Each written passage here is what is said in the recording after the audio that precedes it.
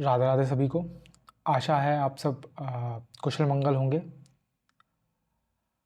ये हमारा lecture number 4 रहने वाला है मेडिकल बिलिंग का, और इस लेक्चर में हम डिनायल्स के बारे में बात करेंगे कि वो क्या कारण होते हैं जिसकी वजह से इंश्योरेंस कंपनी भेजा हुआ क्लेम डिनाई कर देती है, पेमेंट नहीं करती है, उसके बारे में बात करेंगे। और कितने तरह के डिनायल्स होते हैं, आज हम डिनायल्स को एकदम डेप्थ में देखेंगे। तो ये लेक्चर थोड़ा सा बाकी लेक्चरों से लेंथी रहने वाला है, तो मैं उम्मीद करूंगा कि आप लास्ट तक बने रहेंगे। जितने भी डिनायल्स होते हैं लगभग हम हर डिनायल को कवर करेंगे, और आपका यानी कि आप अगर एग्जीक्यूटिव के तौर पे बिलिंग कंपनी में वर्क कर रहे हैं तो आपका क्या रोल रहने वाला है, आप क्या क्वेश्चन पूछने वाले हैं इंश्योरेंस रिप्रेजेंटेटिव से उस क्लेम को सॉल्व करने के लिए, उसके बारे में हम बात करेंगे। पर्टिकुलरली ये लेक्चर जो है वो मैंने एआर जो एग्जीक्यूटिव होता है उसके पॉइंट ऑफ व्यू से बना रखा है कि आप डिनाइल्स को, डिनाइल क्या है और आप डिनाइल को कैसे सॉल्व करेंगे। मतलब एक्चुअल में जो ग्राउंड लेवल वर्क होता है ये लेक्चर उसको जस्टिफाई करेगा। ठीक है, मान लो आपके सामने प्रॉब्लम आती है तो आप उसको कैसे रिजॉल्व करोगे, मैंने ये वीडियो जो है पूरा का पूरा उसी को दिखा रखा है कि ठीक है। तो बिना देरी करे आगे आगे आपको समझ में आ जाएगा, जैसे जैसे हम वीडियो को आगे बढ़ेंगे आपको समझ में आएगा। तो बिना देरी करे आज के लेक्चर स्टार्ट करते हैं, आगे चलते हैं। तो हमारा जो थीम है patience is the solution to everything, जो कि हम थ्रू आउट दी हमने मेडिकल बिलिंग के जितने भी लेक्चर्स करे हैं उसमें यही थीम रखा है। इसका मतलब भी आपको पता है, मैंने समझाया भी है। तो इसको मन में रखते हुए बड़े पेशेंस के साथ, क्योंकि ये जो लेक्चर है ये आपका पेशेंस चेक करेगा। एक तरह से आप ये समझ लो, आपको अगर सब कुछ जानना है तो आपको वीडियो के लास्ट तक बने रहना पड़ेगा। ठीक है, चलते हैं बिना देरी करे डिनायल्स की तरफ। तो डिनायल्स होता क्या है? Claims which are not paid by the insurance company come back as a denial. मैंने आपको समझाया था कि अगर इंश्योरेंस आपने क्लेम भेजा, मान लो आप जो है बिलिंग कंपनी हो, आपने क्लेम भेजा, ठीक है, ये फॉर्म आपने भेजा, इंश्योरेंस कंपनी के पास गया, इंश्योरेंस कंपनी ने देखा कि इसमें कुछ दिक्कत है, इसमें कुछ चीज़ें मिसिंग हैं या कुछ दिक्कत है, उसकी वजह से इन्होंने पेमेंट नहीं करी और इन्होंने जो क्लेम को गलत बताया, तो उस गलत बताने को बोलते हैं डिनाइड किया।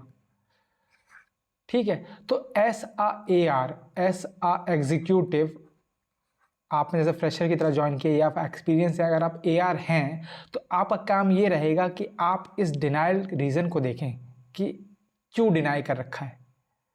ठीक है, क्यों डिनाई कर रखा है और क्या चीज़ चाहिए इंश्योरेंस कंपनी को ताकि वो क्लेम को पेड कर सके। तो आगे देखते हैं, denials are broken down in 3 categories. Denials को हम 3 कैटेगरी में कैटेगराइज कर सकते हैं। पहली कैटेगरी कौन सी है? Wrong information given to us by the patient. मान लो पेशेंट ने ही कुछ गलत इन्फॉर्मेशन दे रखी है, तो वो यहाँ इंश्योरेंस कंपनी के पास जब जाएगी तो वो मिसमैच हो जाएगी। अगर मिसमैच हो जाएगी तो इंश्योरेंस कंपनी क्लेम को वापस कर देगा, लौटा देगा, डिनाई कर देगा। सेकेंड चीज़ है posting errors, incorrect procedure and diagnosis code. Posting error का मतलब क्या है? जो मैनुअल एरर्स होते हैं, है ना, जो इंसानी तौर पर एरर्स होते हैं। मान लो पेशेंट ने फीवर के लिए इलाज कराया और फीवर का जो कोड था, प्रोसीजर कोड की हमने बात की थी, वो था 1001, है ना, लेकिन आपने गलती से लिख दिया 1002। तो जब इंश्योरेंस कंपनी के पास जाएगा वो मिसमैच हो जाएगा, फिर से वापस कर देगी कि भैया 102 तो जो है वो तो कोल्ड का है और पेशेंट्स ने कोल्ड तो करवाया ही नहीं है, तो इनकरेक्ट हो गया ना। थर्ड चीज़ है wrong processing. Wrong processing done by the insurance company. यहाँ पे इंश्योरेंस कंपनी की गलती है कि उन्होंने गलत तरह से प्रोसेसिंग करा। ठीक है, ये जो थर्ड डिनाइल है वो इंश्योरेंस कंपनी की वजह से है।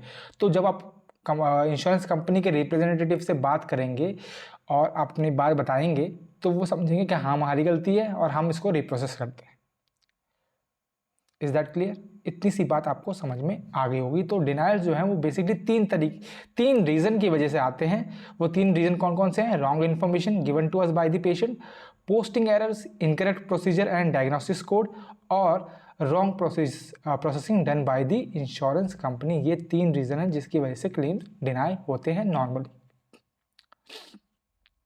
ठीक है। और अगर आपने मेरे प्रीवियस लेक्चर में बने होंगे तो मैंने आपको बताया था कि एक डिफरेंस होता है रिजेक्शन और डिनाइल के बीच में, है ना। दोनों शब्द का मतलब तो सेम ही है। अगर आप डिक्शनरी में देखेंगे दोनों मतलब का सेम ही है। रिजेक्शन मतलब भी वही है कि रिजेक्ट कर दिया, डिनाइड मतलब भी वही है, डिनाई कर दिया। लेकिन रिजेक्शन जो है वो होता है क्लियरिंग हाउस में। क्लियरिंग हाउस अगर क्लेम को वापस भेजता है तो उसको हम रिजेक्शन बोलते हैं। अगर इंश्योरेंस कंपनी क्लेम को वापस भेजती है तो उसको हम डिनाइल बोलते हैं। ये चीज़ आपको पता होनी चाहिए, ये मैं ऑलरेडी डिस्कस कर चुका। ठीक है, आगे आते हैं। अगर अब हम बात करेंगे डिनाइल्स की, डिनाइल्स कितने होते हैं। देखो डिनाइल्स बहुत सारे होते हैं लेकिन जो स्पेसिफिकली बार बार रिपीटेड होते हैं मैं उनकी बात करूंगा।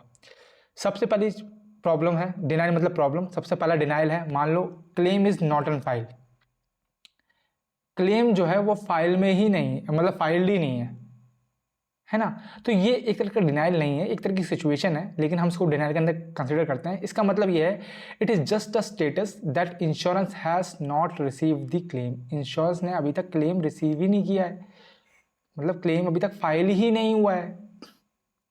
ठीक है, तो अगर ये आपने डिनाइल भेजा, सॉरी आपने क्लेम भेजा, अगर उसमें ये रीज़न लिखा आया है ना, उसने जो डिनाइल भेजा उसका रीज़न ये है कि डिनाइल हमने इसलिए कर रखा है because claim is not on file. तो इसका मतलब ये है कि इंश्योरेंस को अभी तक वो क्लेम रिसीव ही नहीं हुआ। तो ऐसे केस में SAR, आप AR हों या फिर एग्जीक्यूटिव हों तो आप कैसे डील करेंगे? तो आप क्या करेंगे, आप इंश्योरेंस कंपनी में फ़ोन लगाएंगे।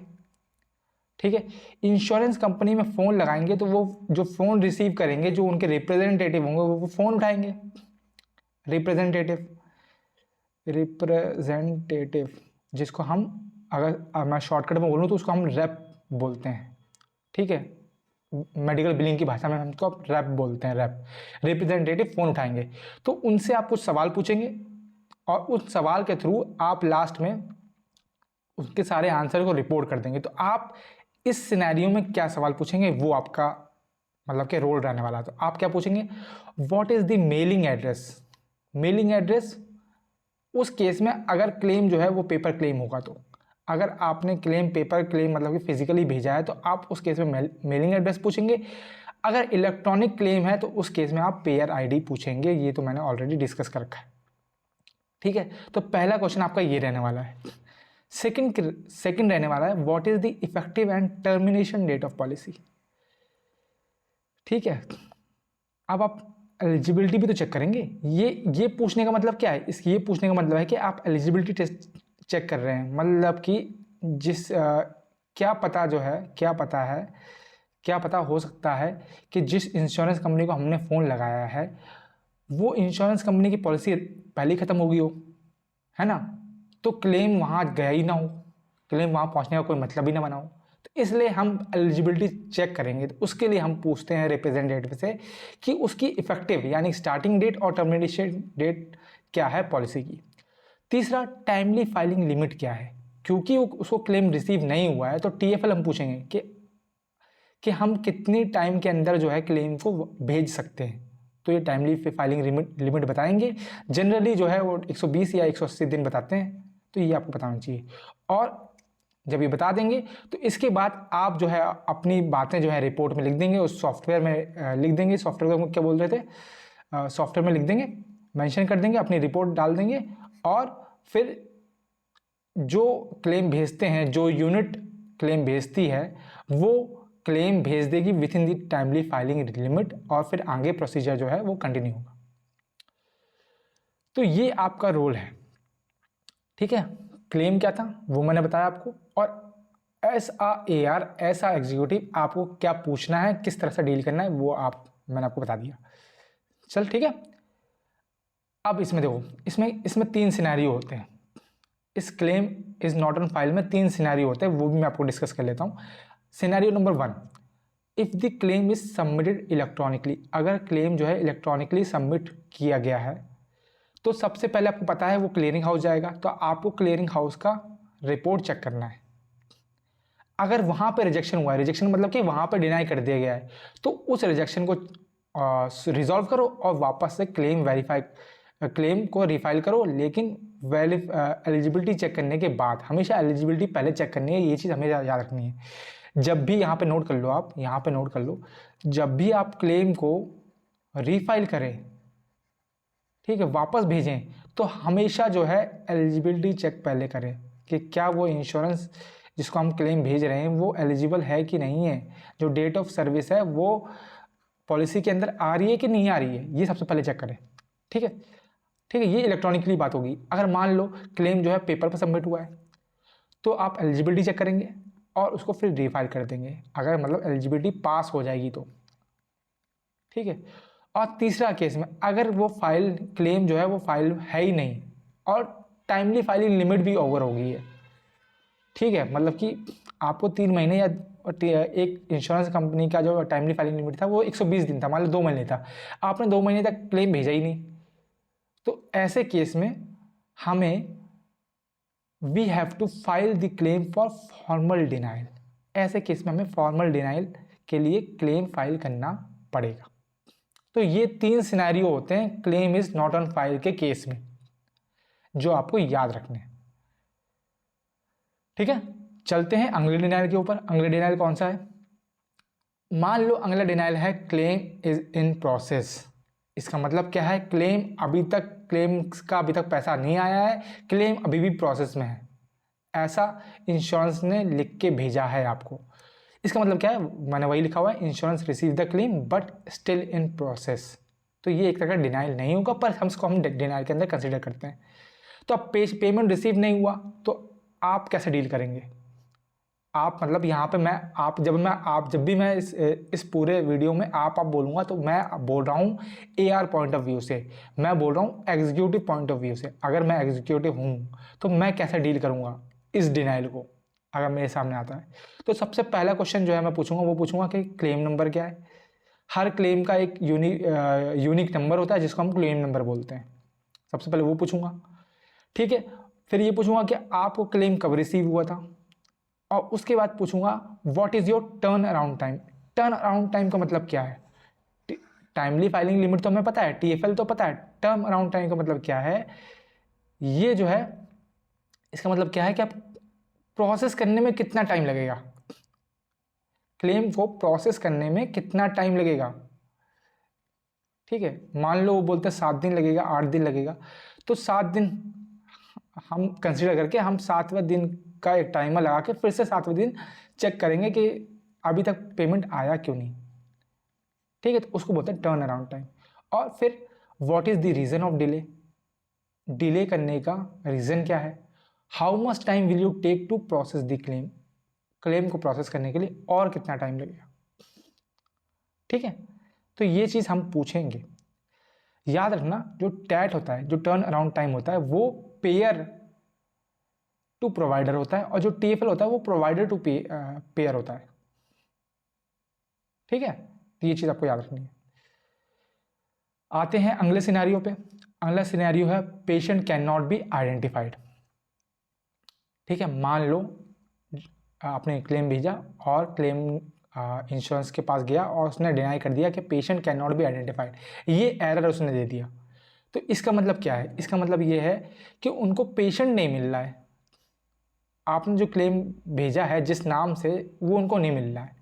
तो व्हेन रिप्रेजेंटेटिव यानी कि रेप है ना, यानी कि इंश्योरेंस कंपनी की तरफ वाले is not able to search the patient by member ID, अगर वो मेंबर आईडी से नहीं पहचान पा रहे हैं कि कौन है ये बंदा, ठीक है, देन आप जो है रेप को ये बोल सकते हैं कॉल करके कि आप उसको लास्ट नेम से चेक करिए, DOB से चेक करिए, SSN नंबर से चेक करिए। है ना। तो ये 3 चीज़ें डिटरमाइन करती हैं कि अगर पेशेंट आइडेंटिफाइड नहीं हो रहा है तो आप इन तीनों के बेसिस पे पेशेंट को आइडेंटिफाई कर सकते हैं। अगर कुछ भी मैच होता है तो उसको सिस्टम में अपडेट करके रीप्रोसेस करवा सकते हैं क्लेम को। इसमें भी 2 सिनेरियो होते हैं, ठीक है। अब मैं 2 सिनेरियो बताता हूँ वो क्या होता है।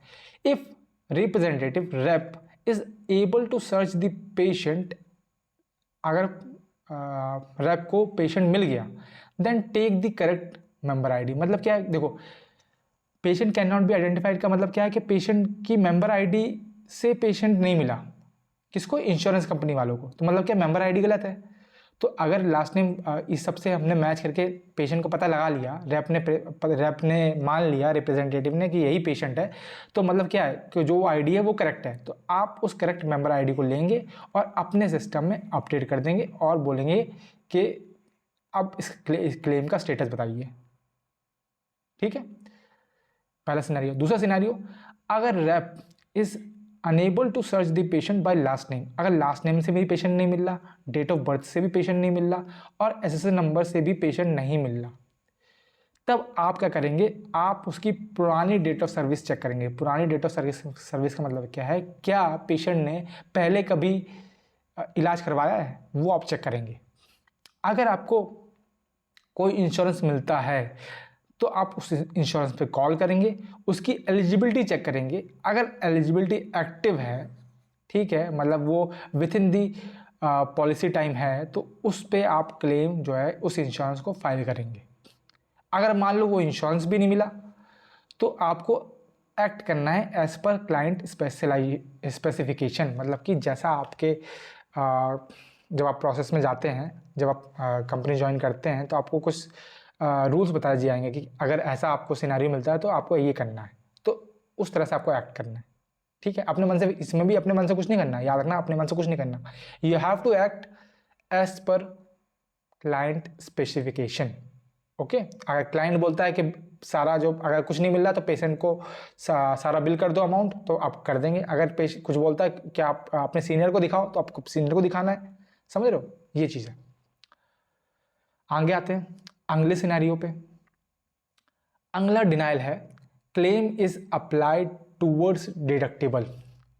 अगर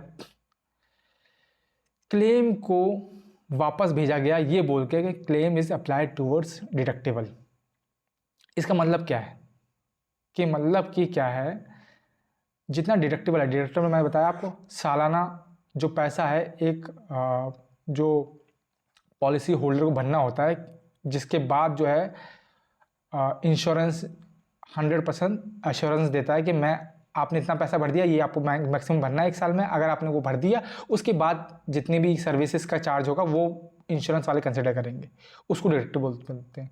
तो अगर क्लेम को ये बोल के डिनाई किया गया है कि claim is applied towards deductible, इसका मतलब क्या है कि जो डिडक्टिबल है, मतलब कि जो अलाउड अमाउंट है सर्विस का, वो पूरा का पूरा डिडक्टिबल के अंदर आ रहा है, ठीक है। तो तब कंपनी जो है, इंश्योरेंस कंपनी जो है, वो डिनाई करती है claim is apply towards deductible बोल के। कहने का मतलब क्या है कि आपने सर्विस ली और उन्होंने डॉक्टर ने बिल बनाया आपका $400 का, और कंपनी और क्या बोलते हैं, इंश्योरेंस कंपनी और पेशेंट के बीच में एक पॉलिसी है, उसमें बोल रखा है कि आपको सालाना डिडक्टिबल जो है वो $500 भरना पड़ेगा। जब आप $500 भर देते हैं, उसके बाद जो जितना भी खर्चा होगा वो इंश्योरेंस कवर करेगी, ठीक है। तो मान लो कि जब पहली फर्स्ट सर्विस ली पेशेंट ने, तो उसका खर्चा आया $400। तो ये तो ऑलरेडी देखो डिडक्टिबल के अंदर तो ऑलरेडी आ जाएगा ना, तो डिडक्टिबल तो 500 भरना है, तो 400 की बात 400 भर देगा तो ऑलरेडी हो जाएगा। तो ऐसा केस फंसता है जिसमें जो है पूरा अलाउड अमाउंट जो है वो डिडक्टिबल के अंदर आ जाता है। तो ये एक तरह से डिनाइल नहीं है, ये पेशेंट की गलती है। किसकी गलती है? पेशेंट रिस्पॉन्सिबिलिटी है कि पेशेंट अगर डिडक्टिबल भर देगा तो वो ऑटोमेटिकली जो है पेड हो जाएगा। समझ रहे? तो अगर ऐसा सिनेरियो आ जाए आपके पास, तो ऐसा एग्जीक्यूटिव आप रिप्रेजेंटेटिव से क्या पूछेंगे?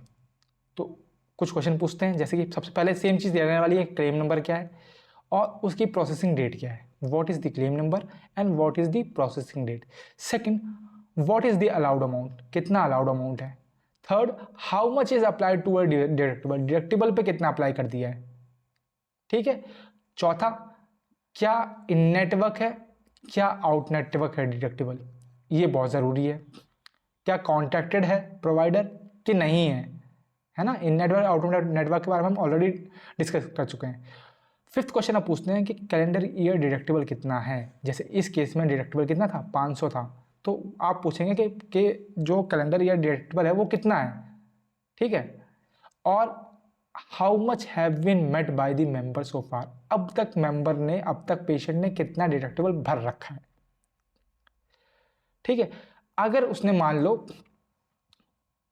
लो ये जो अलाउड अमाउंट था ये 900 होता, ठीक है, लेकिन पेशेंट का डिडक्टिबल 500 है, उसने ऑलरेडी भर रखा है, ठीक है, 500 ऑलरेडी भर रखा है, तो ये तो मतलब तो इसको तो डिडक्टिबल के अंदर देना ही नहीं चाहिए।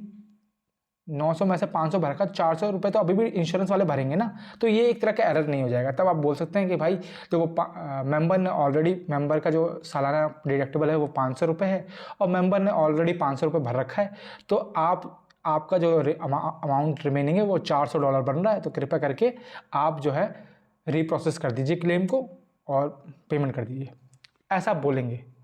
ये मैं हिंदी में बोल रहा हूँ, लेकिन क्योंकि देखो ये देखो जो मेडिकल बिलिंग है ये यूएस बेस्ड है ना। यूएस बेस्ड में मैंने आपको सबसे पहले जब लेक्चर करवाया था मैंने आपको बताया था कि इसमें कोई डिग्री कोई वो मायने नहीं रखती, बस सिर्फ आप कम्युनिकेशन बेसिस पे जो है आप नौकरी पा सकते हैं इस फील्ड में। क्योंकि इसमें नॉर्मली आपको इंश्योरेंस कंपनी से वार्तालाप करनी पड़ती है, कन्वर्सेशन करनी पड़ती है, जो कि आपको इंग्लिश में करनी पड़ती है, इसलिए आपकी कम्युनिकेशन थोड़ी अच्छी मांगी जाती है, ठीक है। तो ये क्वेश्चंस आपको पूछने, अगर ये सिचुएशन आ जाए तो। इसके भी दो सिनेरियो हैं, वो भी मैं आपको बता देता हूँ। Scenario number 1, if member has met full deductible, मैंने बताया आपको अगर मेंबर ने डिडक्टिबल अपना पूरा भर रखा है तो ये एक इनकरेक्ट डिनाइल है। आपको रिप्रेजेंटेटिव को बोलना है कि रीप्रोसेस कर दीजिए और कॉल रेफरेंस नंबर मांगिए और टैट मांगिए। देखिए जब भी आप रीप्रोसेस करवाएंगे क्लेम से तो कॉल रेफरेंस नंबर आपको मांगना है। क्योंकि ये कॉल रेफरेंस नंबर आपका प्रूफ हो जाएगा कि आपके रिप्रेजेंटेटिव से बात हुई है और कौन से रिप्रेजेंटेटिव से बात हुई है। साथ में टर्न अराउंड टाइम भी मांगना है कि कितने टाइम बाद हम वापस चेक करें कि आपने भेजा है कि नहीं भेजा है। तो ये दो चीज़ें आपको, आप देखेंगे जितने भी हम क्लेम डिनाइल डिस्कस करेंगे आगे, जब भी रिप्रोसेस की बात करेंगे तब भी हम कॉल रेफरेंस नंबर और टर्न अराउंड टाइम जो है वो हमेशा मांगेंगे, ठीक है। अब आता है सिनेरियो नंबर 2 पे। If any amount of deductible is left, अगर कुछ डिडक्टिबल बचा हुआ है, then check if patient has secondary insurance, अगर चेक करना है कि पेशेंट के पास सेकेंडरी इंश्योरेंस है या नहीं। अगर है तो उसकी एलिजिबिलिटी वेरीफाई करनी है, देन और उस क्लेम को फाइल कर देना है सेकेंडरी इंश्योरेंस को। File the claim to the secondary insurance after verifying eligibility और आस्क फॉर डुप्लीकेट ईओबी और ईआरए। डुप्लीकेट ईओबी और ईआरए मांगना है आपसे। अगर मेंबर के पास सेकेंडरी इंश्योरेंस नहीं है तो सिंपल सी बात है, आपके पास ऑप्शन क्या बचता है कि आप सारा अमाउंट पेशेंट को बोलिए कि आप भरिए, आपकी रिस्पॉन्सिबिलिटी है। If member does not have secondary insurance then action is billed to patient, ठीक है। तो ये हमारा डिनाइल था, that is claim is applied towards deductible, ठीक है। आते हैं अगले क्लेम पे, अगले डिनाइल पे, सॉरी। अगला डिनाइल क्या है? अगला डिनाइल है कि claim is paid to the provider. Denial मतलब ये एरर्स हैं जो इंश्योरेंस भेजता है, ठीक है। तो अगला डिनाइल मतलब कि इंश्योरेंस ये भेज सकता है कि claim is paid to the provider, इसलिए हमने पेमेंट नहीं करी है। तो उस केस में ऐसा रिप्रेजेंटेटिव, ऐसा एआर, आप जब कॉल लगाएंगे इंश्योरेंस रिप्रेजेंटेटिव से तो उनसे कुछ क्वेश्चन पूछेंगे और उसके वो जो क्वेश्चन आप पूछेंगे उसको अपने सिस्टम में फीड कर देंगे, स्टोर कर देंगे, ये आपका काम रहता है। तो आप क्वेश्चन क्या पूछेंगे? सबसे पहला क्वेश्चन सेम चीज़, क्लेम नंबर और प्रोसेसिंग डेट क्या है उसकी, what is the claim number and the processing date, what is the allowed amount, allowed amount कितना है, हाउ मच यू पेड, आपने कितना पे कर रखा है, is there any patient responsibility, क्या कोई पेशेंट रिस्पॉन्सिबिलिटी है, क्या कोई कोपे है, क्या कोई डिडक्टिबल है, क्या कोई को इंश्योरेंस है। ठीक है। Third, what is the mode of payment, किस तरह से पेमेंट आपने किया था, चेक से किया था या ईएफटी किया था, मतलब फिजिकली किया था या फिर ऑनलाइन पेमेंट किया था। अगर चेक से किया था तो आपको पूछना है what is the pay to address. अगर चेक से किया था, ये चेक के केस में है, ठीक है, ध्यान रखना। अगर चेक से किया है तो आपको पे टू एड्रेस पूछना है कि आपने किस एड्रेस को पेमेंट की है। और अगर आपने कैश किया या फिर अगर if this check is cashed, अगर ये चेक जो है कैश्ड है या फिर स्टिल आउटस्टैंडिंग है, तो उस केस में क्या करेंगे। अगर देखो कैश्ड है, अगर मतलब पेमेंट है, कैश्ड है, तो आपको सिंपल सा है कैश्ड डेट पूछनी है कि कब कैश्ड किया था। और if check is cashed as incorrect address, अगर जो चेक है वो गलत एड्रेस पे भेज दिया गया है तो आपको क्लाइंट को बताना है। ठीक है, ठीक है। और यहाँ पे एक और सिनेरियो, ये मैंने शायद कंसिडर नहीं किया, अगर जो है चेक कैश्ड है करेक्ट एड्रेस पे, ये भी तो लिखना है, अगर करेक्ट एड्रेस पे है तब तो कोई दिक्कत नहीं है ना, तब तो कुछ दिक्कत नहीं है, तब तो मतलब सही है। तो आपको क्या करना है, then ask for copy of EOB, EOB की कॉपी मंगवा लो आप, तो उससे प्रूफ हो जाएगा कि उनकी पेमेंट हुई है। अगर चेक आउटस्टैंडिंग है, if check is still outstanding, outstanding मतलब कि अनपेड है, अभी भी पेंडिंग में पड़ा हुआ है, तब आपको क्या करना है। तब दो सिनेरियो हैं, if check is outstanding at incorrect pay to address, incorrect pay to address पे आउटस्टैंडिंग है, then ask rep to stop the check, representative से बोलना है कि वो चेक को रोक दो। ठीक है। W9 फॉर्म भेजना है, W9 फॉर्म के बारे में हम ऑलरेडी चर्चा कर चुके हैं लास्ट लेक्चर में कि क्यों यूज होता है। To update the correct pay to address, take fax number ले लो एंड फॉलो अप अकॉर्डिंगली। ठीक है।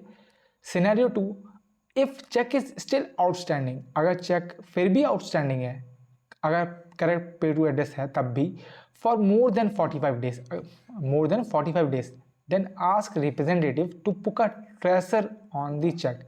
ट्रेसर रिप्रेजेंटेटिव से बोल दो कि आप चेक पर ट्रेसर रख दो, जिससे हम ट्रेस कर सकें कि चेक कहाँ कहाँ जा रहा है और कितनी देर में हमारे तक पेमेंट पहुँचेगी।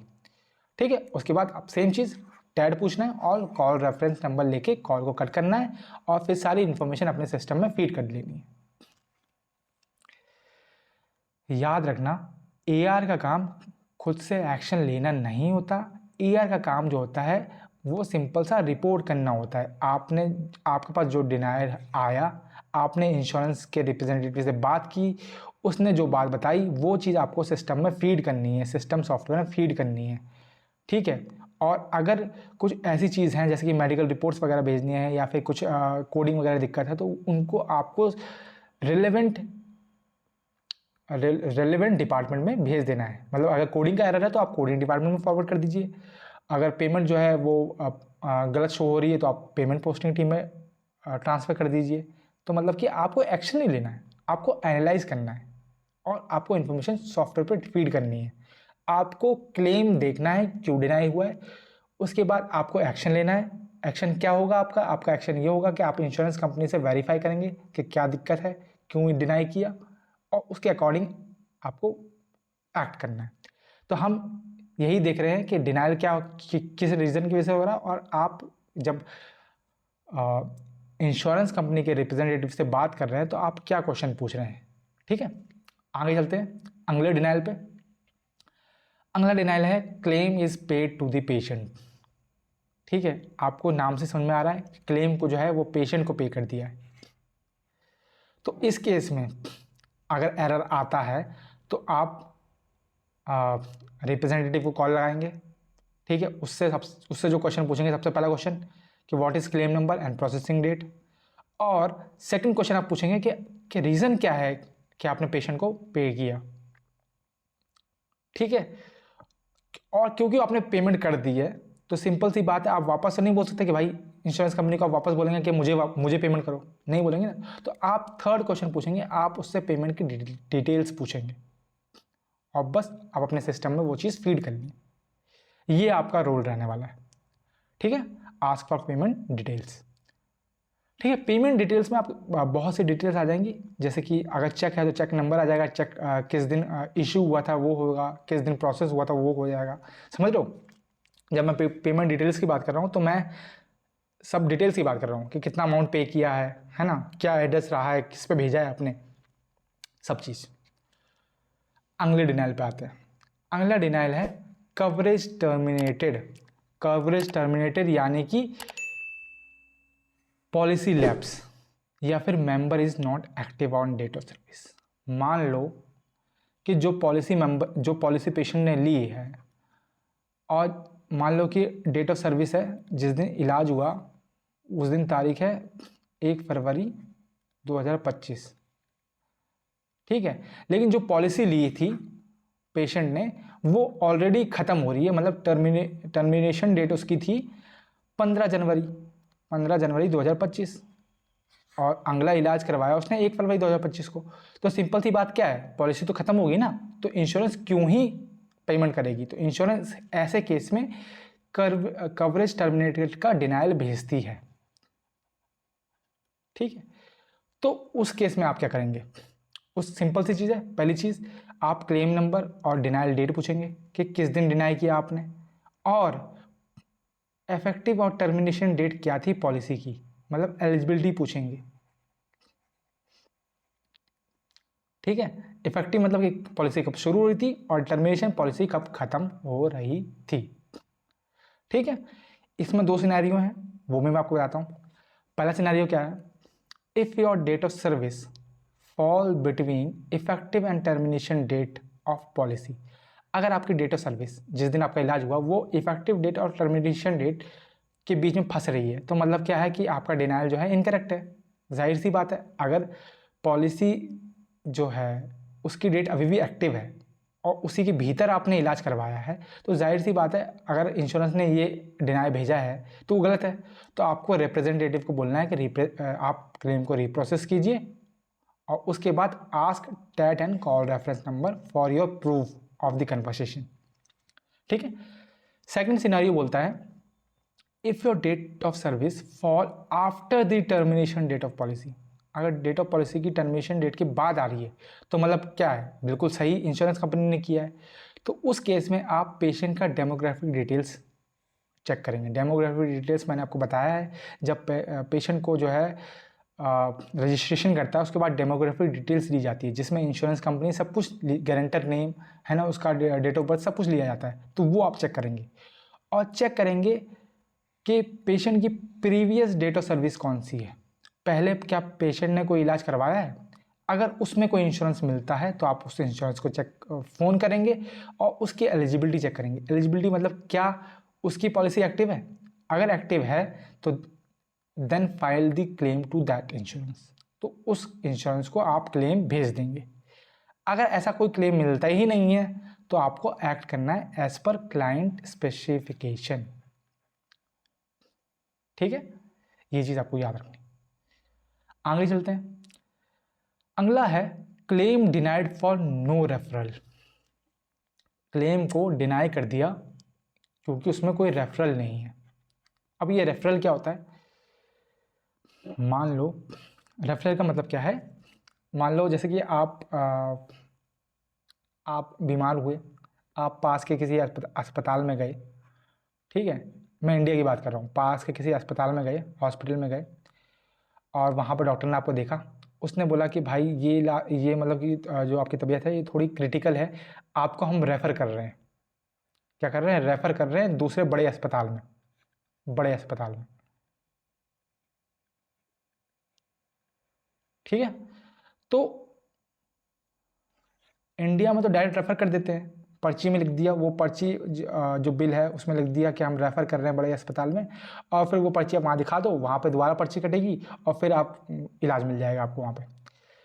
यूएस में क्या होता है, यूएस में जब डॉक्टर कोई भी है रेफ़र करता है तो एक रेफरल नंबर जनरेट करता है।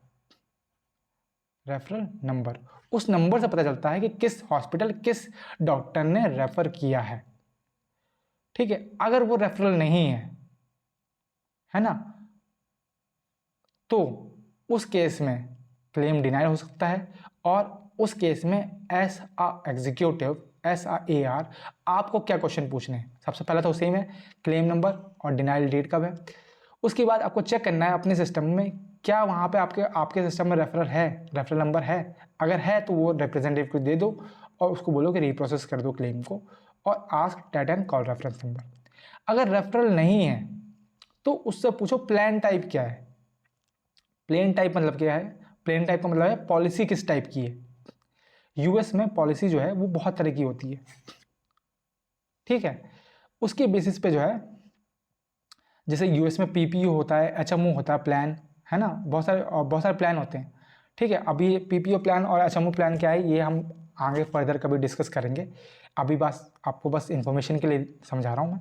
तो अगर आपने जब पूछा कि प्लान कौन सा है तो उसके बेसिस पे कुछ शेड्यूल बनते हैं। जैसे दो सिनेरियो बनते हैं।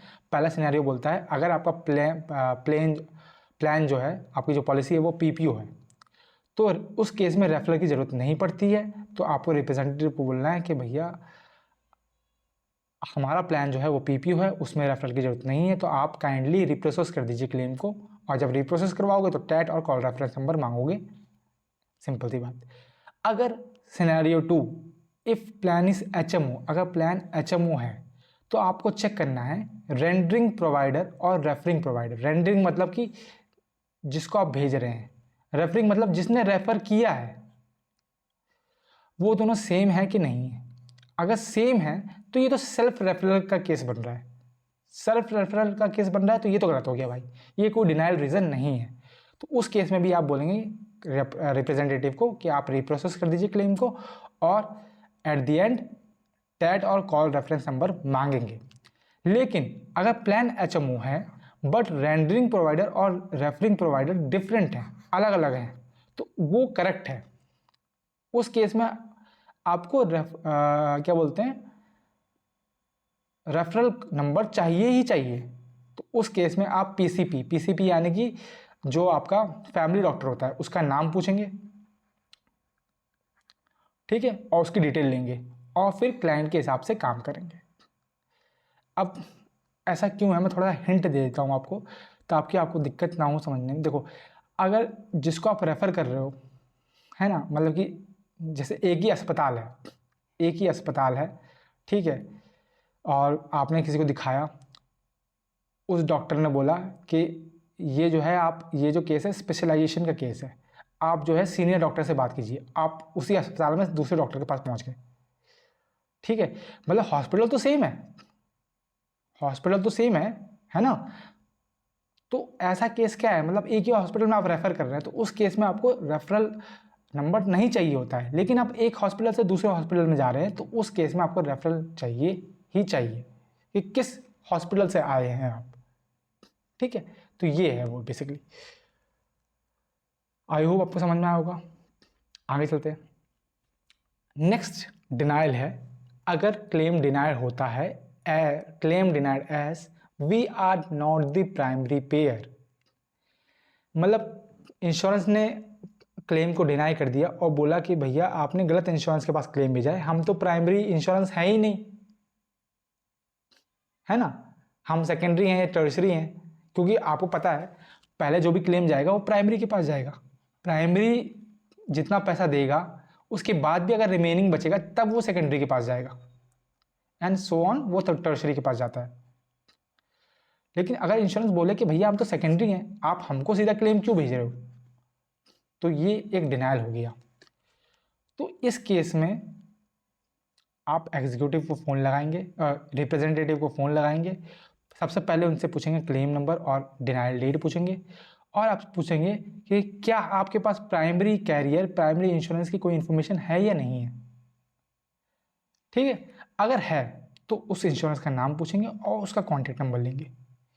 ठीक है, फिर उस इंश्योरेंस को कॉल करेंगे, उसकी एलिजिबिलिटी चेक करेंगे। एलिजिबिलिटी मतलब कि क्या डेट ऑफ सर्विस जो है वो पॉलिसी के बीच में पड़ रही है कि नहीं पड़ रही है, और उनकी मेलिंग एड्रेस और पेयर आईडी लेंगे। और फिर अगर एक्टिव है एलिजिबिलिटी, तो उसको उस इंश्योरेंस को क्लेम भेजेंगे और साथ में अपने सिस्टम में अपडेट कर देंगे। अगर मान लो उसके पास इन्फॉर्मेशन नहीं है, ठीक है, अगर उसके पास इन्फॉर्मेशन नहीं है, उसको बस इतना पता है कि हम प्राइमरी नहीं है, लेकिन प्राइमरी कौन है, इंश्योरेंस कौन है, ये हमें नहीं पता भाई, इंश्योरेंस कंपनी ऐसा बोल रही है, तो आप सॉफ्टवेयर चेक करेंगे। कौन सा सॉफ्टवेयर? जो आपका पीएमएस है ना, मैंने आपको बताया पीएमएस क्या है। उसमें डेमोग्राफिक डिटेल्स चेक करेंगे कि जब आपने डेमोग्राफिक डिटेल्स ली है या फिर अदर टूल्स हैं, उसमें चेक करेंगे कि भाई प्राइमरी इंश्योरेंस की डिटेल दे रखी कि नहीं दे रखी, या फिर उसकी पुरानी डेट ऑफ सर्विस चेक करेंगे कि पहले कभी पेशेंट ने इलाज करवाया है कि नहीं करवाया। अगर करवाया है तो किस इंश्योरेंस ने पैसे पे करे हैं, वो चेक करेंगे। अगर मिलता है तो सिंपल चीज़ है, एलिजिबिलिटी चेक करेंगे, क्या डेट ऑफ सर्विस जो है वो लाई कर रही है पॉलिसी इफेक्टिव और टर्मिनेशन डेट के बीच में। अगर लाई कर रही है तो उस इंश्योरेंस को क्लेम भेजेंगे। अगर नहीं लाई कर रही है तो सिंपल सी बात है, कोई ऑप्शन नहीं बचता, आपको पेशेंट को ही सारा बिल भेजना पड़ेगा और COB लेटर बोलना पड़ेगा कि आप जो है COB, मैंने बताया था आपको कि अगर आपको मतलब पेशेंट जो है उसमें इंश्योरेंस की डेटा अपडेट करता है कि कौन सा प्राइमरी है, कौन सा सेकेंडरी है, कौन सा टर्शरी है, और फिर कॉल ख़त्म होते होते आपको कॉल रेफरेंस नंबर लेना है। कॉल रेफरेंस नंबर हम क्यों लेते हैं, मैंने आपको बताया है, क्योंकि हमें प्रूफ रखना है कि मेरी इंश्योरेंस कंपनी से बात हो रखी है, ठीक है। तो ये है claim denied as we are not primary payer. चलते हैं आगे। अगला है claim denied for not covered services. अगर क्लेम को डिनाई कर रखा है फॉर नॉट कवर्ड सर्विसेज, कि ये सर्विस जो है ये हम कवर्ड ही नहीं करते, ये हमारी पॉलिसी के अंदर आती ही नहीं है, ठीक है। मान लो एक पेशेंट है, उसने पॉलिसी ले रखी है कि उसको कोई बीमारी हो जाएगी, जैसे सपोज उसको टीबी वगैरह है, उस चीज़ की उसने सर्विस ले रखी है, लेकिन वो इलाज करवाता है सपोज कैंसर के लिए, तो इंश्योरेंस बोल सकता है कि भाई हमने जब पॉलिसी दी थी तो हमने साफ साफ लिख रखा है कि हम सिर्फ ये सर्विसेज को कवर करेंगे, तो ये हमारी सर्विस के बीच में नहीं आ रहा है, इसलिए हम इसको डिनाई कर रहे हैं, हम पेमेंट नहीं करेंगे। तो ऐसे केस में ऐसा AR, ऐसा एग्जीक्यूटिव, आप इंश्योरेंस को फ़ोन लगाएंगे, इंश्योरेंस रिप्रेजेंटेटिव से बात करेंगे और उनसे पूछेंगे। सबसे पहली चीज़ सेम वही, claim number, what is claim number and denial date. Second चीज़, whether the service not covered under patient plan और प्रोवाइडर स्पेशलिटी, क्या जो सर्विस कवर नहीं की है आपने वो पेशेंट प्लान के अंदर आ रही हैं या प्रोवाइडर स्पेशलिटी के अंदर आ रही हैं। इसका रीज़न ये है कि ये दो सिनेरियो बनते हैं। अगर मान लो वो बोलती है कि ये है not covered under patient plan, तो आपको previous date of service check करनी है, क्या ऐसा सेम ट्रीटमेंट जो है उसने लिया था और क्या वो ट्रीटमेंट को पे किया गया है या नहीं किया गया है। अगर पे किया गया है ना, अगर मान लो उसने सेम ट्रीटमेंट लिया और इंश्योरेंस ने पे कर रखा है, तो आप उस डेट ऑफ सर्विस को रेफरेंस रखेंगे, एग्जांपल के तौर पर रखेंगे और रिप्रेजेंटेटिव को बोलेंगे देखो पहले भी आपने इसको पे किया है, तो इसलिए इस बार भी आपको पे करना पड़ेगा। तो ask representative to reprocess the claim. अगर पे नहीं किया है उसने तो सिंपल सी बात है आप सेकेंडरी को बिल करेंगे, अगर सेकेंडरी नहीं है तो सिंपल सी बात है आपको पेशेंट को बिल करना पड़ेगा कि पेशेंट को सारा अमाउंट पे करना पड़ेगा। अगर services not covered under provider speciality है तो आपको उस केस में अपील भेजनी होती है। अपील एक तरह का फॉर्म होता है जो आपको भेजनी पड़ती है कुछ डॉक्यूमेंट के साथ, उसके बारे में भी हम आगे चर्चा करेंगे। उसके लिए आपको अपील लिमिट, कि हम कितने अपील की लिमिट मतलब कितने दिन के अंदर अपील भेज सकते हैं वो पूछते हैं, जैसा टर्न अराउंड टाइम होता है TFL होता है, वैसे ही अपील लिमिट भी होती है। अपील एड्रेस, किस एड्रेस पर हमें अपील भेजनी है, और एक फैक्स नंबर लेंगे कि हम इसको इलेक्ट्रॉनिकली भी भेज सकें। आई होप इतना क्लियर हो गया होगा आपको। तो ये है claim denied for not covered services. आगे आते हैं, if insurance denied the claim for untimely filing. Untimely filing यानी कि TFL उसके दायरे के बाहर है तो डिनाई कर रखा है, तो ऐसे केस में आपको कुछ क्वेश्चन पूछने हैं वेरीफाई करने के लिए इन्फॉर्मेशन। पहला क्वेश्चन होगा what is the claim number and denial date. When did you receive the claim, आपको क्लेम कब रिसीव हुआ। When did you receive the claim, कब रिसीव हुआ, और आपकी फाइलिंग लिमिट कितनी है, आपकी टाइमली फाइलिंग लिमिट कितनी थी, तो उससे हमें एक अंदाज़ा मिल जाएगा कि क्या हमने टाइमली फाइलिंग लिमिट के अंदर भेजा है कि नहीं भेजा है। और अपील लिमिट पूछनी है, अपील मतलब अपील लिमिट 2 बार लिख दिया ना, ये अपील एड्रेस हो जाएगा। अगर हमने टाइमली फाइलिंग के अंदर भेजी है तो मतलब कि क्या है, हमारा तो बिल्कुल सही काम है, तो उस केस में आपको अपील भेजनी होती है और फिर रिप्रोसेस करवाना होता है। और secondly, what proof of timely do you accept, कि हमने टाइमली फाइलिंग लिमिट के अंदर भेजी है तो इस चीज़ का आप कौन सा प्रूफ जो है एक्सेप्ट करते हो। क्लियरिंग हाउस की रिपोर्ट एक्सेप्ट करते हो, क्या एक्सेप्ट करते हो, तो ये आपको पूछना है। ठीक है, क्योंकि आपको देने पड़ेगा ना, अपना प्रूफ तो देना पड़ेगा ना कि भाई मैंने सही टाइम पे भेजा है, तो वो प्रूफ क्या आप दोगे, तो पहले पूछ तो लोगे कि आप ये एक्सेप्ट करते हो कि नहीं करते। ठीक है, अब इस केस में भी देखो, इस केस में भी 3 सिनेरियो होते हैं। ठीक है, क्या क्या होता है बताता हूँ। ये सिनेरियो नंबर 3 है। ठीक है, if claim file with in the filing limit, अगर क्लेम जो है वो टाइमली फाइलिंग लिमिट के भीतर फाइल किया था हमने और इंश्योरेंस को भी सही टाइम पे रिसीव हुआ है, तो इसका मतलब क्या है भाई, आपने जो डिनाई कर रखा है गलत रीज़न है उसका, है ना। तो आप रिप्रेजेंटेटिव को बोलेंगे कि रिप्रोसेस कर दीजिए क्लेम को, और टर्न अराउंड टाइम और कॉल रेफरेंस नंबर आप मांगेंगे, ऐसा प्रूफ।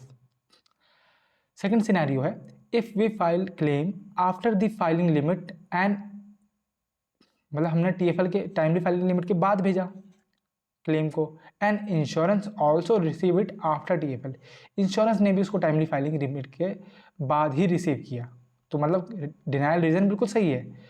तो ऐसे क्लेम में आप कुछ नहीं कर सकते, आपको राइट ऑफ करना पड़ेगा। राइट ऑफ मतलब क्या है, आपको पैसा जो है वो हटाना पड़ेगा, क्योंकि वो अब इंश्योरेंस आपको देने वाली नहीं है। इंश्योरेंस का एक नियम है कि आपको टाइमली फाइलिंग लिमिट के अंदर ही क्लेम भेजना है, अगर आपने नहीं भेजा तो इंश्योरेंस पैसा नहीं पे करेगी। ठीक है, थर्ड सिनेरियो है, if we file the claim within the filing limit, हमने टाइमली फाइलिंग लिमिट के अंदर ही क्लेम को भेजा, लेकिन कुछ कारण की वजह से इंश्योरेंस को वो टाइमली फाइलिंग लिमिट के बाद रिसीव हुआ, कुछ भी रीज़न हो सकता है, तो इसमें हमारी गलती तो है नहीं, तो आपको अपील करनी है, अपील भेजनी है। ठीक है, with the proof of clearing house report, एक अपने प्रूफ के साथ कि भैया देख लो मैंने तो सही टाइम पे भेजा था, मेरी गलती नहीं है। आपको गलत, आपको जो है टाइमली फाइलिंग लिमिट के बाद रिसीव हुआ है, तो ये एक नॉर्मल एरर है, तो ये कोई डिनाइल रीज़न नहीं है, आप उसे मतलब कि भेज के रिप्रोसेस करवा सकते हैं नेक्स्ट टाइम। ठीक है, तो ये है आपका claim denied for untimely filing. अगर हम बात करें अगले सिनेरियो के, तो अगला सिनेरियो है हमारा, claim is applied towards capitation, capitation में अप्लाई कर रखा है क्लेम को, इस बात के लिए डिनाई भेजा है इंश्योरेंस कंपनी ने। तो ऐसे केस में भी आप कुछ क्वेश्चन पूछेंगे इंश्योरेंस से के रिप्रेजेंटेटिव से। क्या क्वेश्चन होंगे, सबसे पहला सेम क्लेम नंबर, जिससे पता चलेगा कि भैया हम सही सही इंसान की बात कर रहे हैं कि नहीं कर रहे, कब प्रोसेस हुआ था, processing time, how much is the allowed amount, और how much is applied towards capitation, capitation की तरफ जो है कितना आपने अप्लाई कर रखा है, और how much is patient responsibility, patient की कितनी रिस्पॉन्सिबिलिटी है, और अगर जो है क्या बोलते हैं प्रोवाइडर जो है कॉन्ट्रैक्टेड है, तो उसकी कैपिटेटेड कॉन्ट्रैक्ट डेट क्या है, what is provider capitated contract date. ठीक है, तो अगर ऐसा है claim is apply toward capitation, तो उसमें आपका एक्शन क्या रहता है, उसके नॉर्मली क्या करते हैं, जो बिल्ड अमाउंट और जो अलाउड अमाउंट का डिफरेंस होता है उसको हम राइट ऑफ कर देते हैं, राइट ऑफ मतलब कि हटा देते हैं, और कैपिटेशन अमाउंट को एडजस्ट करना पड़ता है, ये आपका एक्शन रहता है। लेकिन ये आप नहीं करेंगे, ये आप अपने नोट्स में मेंशन करेंगे जो कि आप सॉफ्टवेयर में डालेंगे, और जो सही टीम होगी, जो रिस्पेक्टेड जो ये काम करेगी, जो सही टीम होगी उस पर भी पहुंचेगा, वो टीम जो है अमाउंट को राइट ऑफ कर देगी। ठीक है, आपको बस अपने नोट्स लिखने पड़ते हैं, बताने पड़ते हैं कि हमने ये एक्शन लिया है। आगे चलते हैं। Claim is denied for additional information. Claim को डिनाई कर दिया कि भैया इन्फॉर्मेशन जो है पूरी अधूरी है ना। जैसे कि मतलब इन्फॉर्मेशन अधूरी का मतलब क्या है, उसमें कुछ मेडिकल रिपोर्ट मिसिंग हो सकते हैं, ठीक है, कोई फॉर्म आपने नहीं भेजा, एक्सरे नहीं है ना, फलाना फलाना ये मेडिसिन का आपने ये क्या बोलते हैं ये ट्रीटमेंट लिख रखा है, पर ये मेडिसिन इस ट्रीटमेंट में यूज़ ही नहीं होती, तो आपने क्यों भेज रखी है, समझ रहे हो ना। तो इसकी वजह से क्लेम को डिनाई कर रखा है। तो उस केस में जो है आप कॉल लगाएंगे इंश्योरेंस कंपनी को और क्वेश्चन पूछेंगे और उसको लिखेंगे। तो क्वेश्चन क्या रहने वाले हैं, पहला क्वेश्चन आपका सेम, क्लेम नंबर और डिनाइल डेट क्या है, किस दिन आपने डिनाई किया है। इन्फॉर्मेशन किससे चाहिए आपको, पेशेंट से चाहिए कि प्रोवाइडर से चाहिए, मतलब कौन सी इन्फॉर्मेशन है मिसिंग है जिसकी वजह से आपने क्लेम को डिनाई कर रखा है। क्या वो पेशेंट की इन्फॉर्मेशन है, क्या वो प्रोवाइडर की इन्फॉर्मेशन है। अगर प्रोवाइडर की तरफ से इन्फॉर्मेशन है तो क्या इन्फॉर्मेशन चाहिए आपको, मेडिकल रिकॉर्ड चाहिए, W9 फॉर्म चाहिए, या प्री एग्जिस्टिंग क्वेश्चनर चाहिए, ठीक है। और उसके बाद आप रिप्रेजेंटेटिव से पूछेंगे कि did you send any letter to the provider for requesting the same. क्या आपने कोई लेटर भेजा था प्रोवाइडर को ये इन्फॉर्मेशन मांगने के लिए। उसके बाद आप अपने सिस्टम में चेक करेंगे कि क्या ये इन्फॉर्मेशन हमारे सिस्टम में है कि नहीं है, क्या जो मेडिकल रिकॉर्ड ये मांग रही है हमारे सिस्टम में है कि नहीं है, ठीक है। अगर है तो अपील के थ्रू आप भेज सकते हैं। अपील के साथ अपील एक तरह का फॉर्म है, उसके साथ आपको मेडिकल रिकॉर्ड भेजने हैं और क्लेम को रिप्रोसेस करवाना है। तो उसके लिए आपको अपील लिमिट पूछनी है, अपील एड्रेस पूछना है और फैक्स नंबर पूछना है जिस पे आप भेजेंगे, और send appeal and the information with in the claim. अगर मान लो आपके सिस्टम में वो इन्फॉर्मेशन नहीं है तो ऐसे केस में आपको प्रोवाइडर से बात करनी है, escalate to the provider. Second scenario, अगर मान लो इन्फॉर्मेशन जो है वो पेशेंट की तरफ से मिसिंग है, तो पेशेंट की तरफ से क्या इन्फॉर्मेशन मिसिंग है, व्हाट इन्फॉर्मेशन इज नीडेड, क्या इन्फॉर्मेशन चाहिए, COB चाहिए, फुल टाइम स्टूडेंट इन्फॉर्मेशन चाहिए, या प्री एग्जिस्टिंग क्वेश्चनर चाहिए, ठीक है। Second question, did you receive any letter to the patient for requesting the same, did you send, क्या आपने पेशेंट को कोई लेटर भेजा था। जैसे सपोज मान लो कि COB मिसिंग है, COB जो है वो इंश्योरेंस क्लेम के साथ नहीं पहुंची, तो आप रिप्रेजेंटेटिव से पूछेंगे कि क्या आपने कोई लेटर पेशेंट को भेजा था जिसमें आपने COB की मांग की हो, और क्या अगर आपने भेजा था तो क्या कोई रिस्पॉन्स आया। अगर रिस्पॉन्स आया है तो आप क्लेम को रिप्रोसेस कर दीजिए क्योंकि आपके पास इन्फॉर्मेशन ऑलरेडी आ चुकी है, और हमें टैट और कॉल रेफरेंस नंबर दे दीजिए। अगर नहीं रिसीव हुई तो आपको as per client specification act करना है, ठीक है। तो ये है claim denied for additional information, ठीक है। आगे आते हैं, claim is denied for missing clear number. अब क्लियर के बारे में हम ऑलरेडी चर्चा कर चुके हैं पिछले लेक्चर में कि अगर सपोज क्लियर क्या होता है, क्लियर बेसिकली एक लैब का सर्टिफिकेशन है जो यूनिवर्सली होता है। वो बताता है कि जो ये अगर जो कोई लैब है वो क्लियर सर्टिफाइड है, इसका मतलब है उसके रिजल्ट जो है वो एक्यूरेट है और हम उन पर रिलाई कर सकते हैं, ठीक है। अगर वो नंबर ही मिसिंग है, क्लियर नंबर मिसिंग है ना, तो इंश्योरेंस बोलेगा यार क्लियर नंबर नहीं है, तो हम कैसे मान लें कि मतलब सर्विसेज जो हैं वो सही है कि गलत है ना, कैसे हम पे करें। तो उस केस में आपको क्या करना है, रिप्रेजेंटेटिव को कॉल करना है, उससे क्लेम नंबर पूछना है और डिनाइल डेट पूछनी है। सबसे पहला सवाल हमेशा सेम रहेगा। उसके बाद गूगल खोलना है और सर्च करना है क्लियर वेव ऑफ, ये लिस्ट ओपन हो जाएगी, ठीक है। उसका CPT कोड चेक करना है। अगर वो CPT जो है ना, जो सर्विस डिनाइड है वो CPT उस क्लियर वेव ऑफ लिस्ट में मिलता है तो हमें एक करेक्टेड क्लेम भेजना होता है by appending modifier QW modifier add करने के बाद। अगर CPT कोड नहीं मिलता है तो इसका मतलब क्या है कि हमें वो क्लियर नंबर चाहिए ही चाहिए उस CPT कोड के लिए। तो ऐसे केस में आप कुछ नहीं कर सकते हैं, आपको एस्केलेट करना पड़ता है प्रोवाइडर को,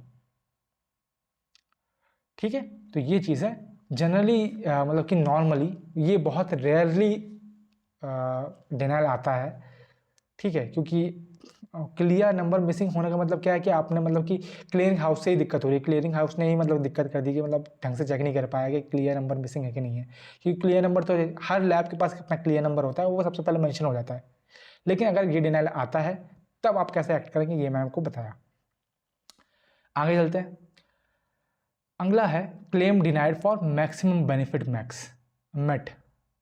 अगर क्लेम को डिनाई कर दिया, रीज़न है मैक्सिमम बेनिफिट मेट, कि आपने जो है सारी जो मैक्सिमम हम बेनिफिट देते हैं एक इंश्योरेंस के अंदर वो आपने ऑलरेडी उठा लिए हैं, उसके बाद ये वाला जो है ये एक्स्ट्रा है, इसका हम खर्चा नहीं उठा पाएंगे।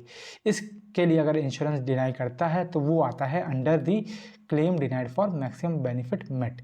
तो इस केस में आपको क्या करना है, इंश्योरेंस को कॉल लगाएंगे, सबसे पहले claim number and denial date same चीज़। उसके बाद आपको दो चीज़ पूछनी है कि जो मैक्सिमम बेनिफिट हैं ये एग्जॉस्ट हुए हैं in term of dollar value या इन टर्म ऑफ सर्विसेज, क्योंकि मैंने आपको बताया था कॉन्ट्रैक्ट मैक्सिमम जो होता है ना, कॉन्ट्रैक्ट मैक्सिमम में हम क्या चेक करते हैं कि जो पॉलिसी ली है वो किस बेसिस पे है, डॉलर वैल्यू पे है या नंबर ऑफ विजिट पे है ना, कि मतलब कि एक साल में हम जो है मतलब पॉलिसी मान लो कि हम जो है $2000 के हमने इंश्योरेंस ले रखा है कि मतलब अगर हम $2000 के अंदर की सर्विस लेते हैं तो इंश्योरेंस कवर करेगा, या हमने विजिट के ऊपर ले रखा है कि एक साल में हम 15 विजिट करते हैं तो 15 विजिट हम चाहें कितना भी अमाउंट हो, लेकिन अगर हम 15 विजिट कर रहे हैं तो 15 की 15 जो है हमारी इंश्योरेंस कंपनी संभालेगी, 15 के ऊपर हुई तो हमारा खर्चा है, ठीक है। तो ये होती हैं कॉन्ट्रैक्ट। तो वही पूछना है आपको कि जो बेनिफिट आपने एग्जॉस्ट किए हैं वो किस किस टर्म्स पे हैं, डॉलर वैल्यू के ऊपर है कि नंबर ऑफ सर्विसेज के ऊपर है। अगर डॉलर वैल्यू बोलता है रिप्रेजेंटेटिव, ठीक है, कि आपने जो मेट करे हैं वो in terms of dollar value है, तो उस केस में आपको सबसे पहला क्वेश्चन पूछना है कि what is the maximum benefit of dollar amount allowed in a calendar year. कितना मैक्सिमम बेनिफिट है, जैसे कि इस केस में मैंने बताया $2000, तो कितना मैक्सिमम बेनिफिट है इस पॉलिसी के अंदर आता है, और हाउ मच इज़ मेट, कितना अब तक मेट हो चुका है। अगर जितना इसने बोला कि मैक्सिमम 2000 है और पेशेंट ने उतना कवर नहीं किया है, इज़ नॉट मेट, देन आपको रिप्रेजेंटेटिव को बोलना है कि भैया अभी भी पेंडिंग है तो आप रीप्रोसेस कर दीजिए। जब रीप्रोसेस करवाएंगे टैट मांगेंगे, कॉल रेफरेंस नंबर मांगेंगे। अगर वो ऑलरेडी कवर हो गया है, आपने उसके ऊपर खर्चा कर दिया है, तो सिंपल सी बात है वो जो केस में जो एक्स्ट्रा खर्चा है वो पेशेंट को ही भरना पड़ेगा, तो आपको पेशेंट को अमाउंट बिल करना पड़ेगा, या फिर अगर उसका सेकेंडरी इंश्योरेंस है तो आप उसको भी बिल कर सकते हैं। अब मान लो डॉलर अमाउंट की जगह नंबर ऑफ सर्विसेज होता है, ठीक है, नंबर ऑफ सर्विसेज होता है कि मतलब कि मैंने बताया कि पॉलिसीज में है वो कवर, वो बोलती है कि आप एक साल के अंदर 15 बार सर्विस ले सकते हैं, चाहे आप कितने भी अमाउंट के लिए, 15 से ऊपर हुई तो आप वो हमारी पॉलिसी कवर नहीं करेगी। तो अगर वो ख़त्म हो जाती है और वो एरर देती है तब आपको पूछना है कि how many services are there allowed in a calendar year, एक साल में कितनी पॉलिसी के अंदर कितनी सर्विसेज कवर करता है, मान लो 15 करता है। हाउ मेनी सर्विसेज है already taken by the patient, patient ने अब तक कितनी सर्विसेज ली है, और when was the last service perform, last bar patient ने कब सर्विस ली थी। ये हम क्यों पूछते हैं कि लास्ट बार कब ली थी, है ना, ताकि अगर लास्ट सर्विस की डेट हमारे बाद है, मान लो कि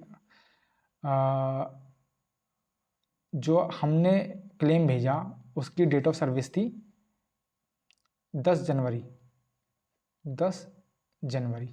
2025, ठीक है, और इसकी जो लास्ट सर्विस थी, अगर इसने बोला कि लास्ट सर्विस थी जिसका मैंने बिल भेजा है वो है मतलब 15 जनवरी 2025, मतलब 15 जनवरी 2025 की आपने पेमेंट कर दी, तो भैया हमारी क्लेम तो हमारा तो उससे पहले का है ना, इसका मतलब क्या है कि हम तो अभी भी रेंज में हैं, तो आप हमारा पे करो भाई, ठीक है, समझ गए हम लास्ट ये when was the last service perform ये क्यों पूछते हैं। उसके बाद इफ़ एनी सर्विस लेफ्ट, मतलब अगर मान लो कि पेशेंट ने अभी 13 सर्विस ले रखी हैं और 15 का कॉन्ट्रैक्ट है, तो मतलब अभी भी 2 सर्विस बची हुई है ना, तो मतलब जाहिर सी बात है अभी भी पॉलिसी के अंदर हम आ रहे हैं। तो then ask representative to reprocess the claim, और उसके बाद हम टैड मांगते हैं और कॉल रेफरेंस नंबर मांगते हैं। अगर मान लो 17 हैं सर्विसेज, 17वीं है सर्विसेज, मतलब कि इंश्योरेंस ने बोला कि भैया हम तो 15 कवर करेंगे, आपकी 17वीं है ना, तो मतलब ये क्या है, पॉलिसी में कवर नहीं हो रही है। तो इसका मतलब क्या है, क्या या तो पेशेंट देगा पैसा, या तो अगर उसका सेकेंडरी इंश्योरेंस है तो उससे हम क्लेम करेंगे। ठीक है, तो ये 2 सिनेरियो होते हैं किसके, when claim is denied for maximum benefit met. ठीक है, अगले क्लेम पे आते हैं, अगले डिनाइल पे आते हैं। अगला डिनाइल है आपका if claim is denied as provider is OON। OON का मतलब क्या है, आउट ऑफ नेटवर्क। इसका मतलब क्या है, आउट ऑफ नेटवर्क। अगर क्लेम को डिनाई कर रखा है कि प्रोवाइडर जो है वो आउट ऑफ नेटवर्क है, तो उस केस में क्या क्वेश्चन पूछे जाएंगे, सबसे पहले क्लेम नंबर और डिनाइल की डेट कब है। सेकंड क्वेश्चन पूछेंगे कि पेशेंट का प्लान टाइप क्या है, पेशेंट का पॉलिसी किस तरह की है, क्या वो PPO है, क्या वो POS है। अगर PPO और POS है तो आप बोलेंगे कि भाई रिप्रोसेस कर दो क्लेम को। ठीक है, अगर प्रोवाइडर कॉन्ट्रैक्टेड है तो उसकी डेट पूछेंगे, अगर उसका कॉन्ट्रैक्ट एक्टिव है तब तो कोई डिनाइल की बात ही नहीं है, तो आप रिप्रेजेंटेटिव को बोलेंगे रिप्रोसेस कर दो। अगर नहीं है तो आपको एक्ट करना है एज पर क्लेम स्पेसिफिकेशन। ठीक है, याद रखना ये इंपॉर्टेंट पॉइंट मैंने यहाँ पे मार्क कर रखा है।